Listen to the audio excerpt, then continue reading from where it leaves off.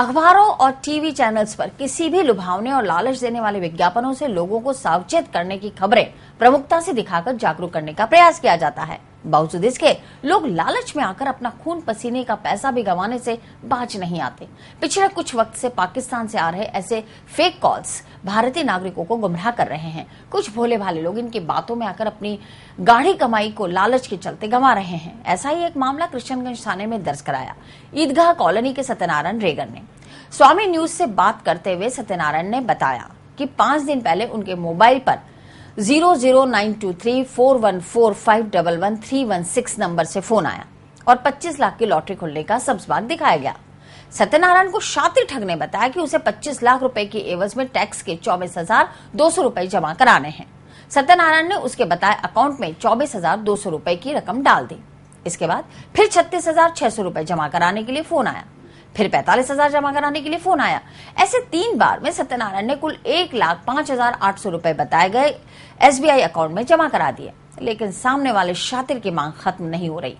उसने फिर फोन कर 85,000 रुपए और मांगे। तब सत्यनारायण को कुछ शक हुआ और उसने अपने पड़ोसी मित्र को घटना की जानकारी दी। सत्यनारायण के दोस्त को घटनाक्रम सुनते ही शक हो गया और उसने तत्काल कृष्णगंज थाने में मुकदमा दर्ज कराकर मीडिया को जानकारी दी। मेरे पास पहले पे कॉल आया था। मैंने बोला भाई साहब आपकी लॉटरी निकल गई, तो आप लॉटरी ले लो और आपको लॉटरी मिलने वाली है। बहुत खुश किस्मत को। फिर उन्होंने बोला मेरे को कि भाई साहब आप 24,200 रुपये जमा करा दो, आपके उसके टैक्स के लगेंगे। फिर मैंने 24,200 रुपये जमा करा दिए टैक्स के। फिर उसके बाद में 1 घंटे 2 घंटे बाद वापस कॉल आया भाई साहब आपको 36,000 और जमा कराने के। वो किस चीज़ के सर? वो उन्होंने बोला कि ये पैसे आपके उसके खाता खुलाई के लगेंगे, आपको एक साथ इतनी 25 लाख की रकम आ नहीं सकती है। फिर उन्होंने फिर ठीक है साहब मैंने 36,600 रुपये जमा करा दिए। उसके बाद में फिर मेरे पास 1 घंटे 2 घंटे बाद फोन आया कि भैया 50,000 रुपये 45,000 रुपये और जमा कराने पड़ेंगे आपको। तो उसके लिए आपको वो चेक पास कराने के लिए बड़ा अफसर राजकुमार नाम का ऐसा कोई अफसर था, उसका नाम बताया जो उनके नाम से आपको पैसे जमा कराएंगे। फिर मैं 1 दिन रुक गया, उनके पैसे नहीं थे, इधर कर करा के फिर पैसे जमा कराए मैंने। तो ये 45,000 रुपये जमा करा दिए। तो ऐसे फिर वो कल पर आज और कॉल आया भैया आप 85,000 रुपये और जमा कराओ आप, तो 50 अभी करा दो, फिर पैसे आने के बाद 35,000 रुपये बाद में जमा करा देना बोले आप। ऐसे करके मेरे 1,06,800 रुपये जमा हो गए खुद सर, इसलिए मैं ऐसे आ गया सर। फिर उन्होंने मना किया कोई पैसे तो आप ऐसे करो 85,000 और दो, हमारी मंथली लगती है 17-18 आदमी हम काम करते हैं, उनके पैसे लगते हैं तो 5,000 रुपये एक प्रति आदमी के लगेंगे। 5,000 रुपये देने पड़ेंगे तो 17 आदमी थे तो 85,000 रुपये हो गए उनके। तो 85,000 रुपये दोगे तो आपका काम हो जाएगा। फिर आपके पास पैसे आ जाए तुरंत, इधर आप पैसे डालोगे, इधर आपके बैंक में खाते में पैसे आ जाएंगे। हम आपको बता दें कि कोई भी बैंक आपसे आपके ATM कोड की फोन पर जानकारी नहीं ले सकता। अगर ऐसा कोई फोन आए तो उसे कोई जानकारी ना दे, वो आपके ATM से पैसा निकाल सकता है।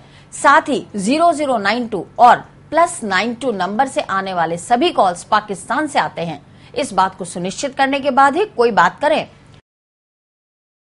सबसे महत्वपूर्ण है पिन नंबर। देखिए ATM कार्ड एक ताला है और पिन नंबर उसकी चाबी है। जब तक किसी व्यक्ति के पास ताला और चाबी दोनों उपलब्ध नहीं होंगे वो उसको नहीं खोल सकता। अब जागरूक उपभोक्ता का ये कर्तव्य है कि वो इस तरह की जानकारी कभी भी फोन पर किसी को उपलब्ध ना कराए। ये हमारा बार बार हर चैनल पे हम ये रिक्वेस्ट करते हैं। बैंक अपने लेवल पर SMS भेज के कस्टमर्स को ये एजुकेटेड कर रहे हैं। RBI द्वारा अखबारों में इसको निकाला जाता है, साइट्स पे इसको डाला जाता है कि कृपया कोई भी बैंक आपसे कभी भी अपनी व्यक्तिगत जानकारी नहीं पूछेगा और कभी भी आपसे अपने पिन नंबर, पासवर्ड जिसको हम कह सकते हैं, उसकी जानकारी नहीं मांगी जाएगी।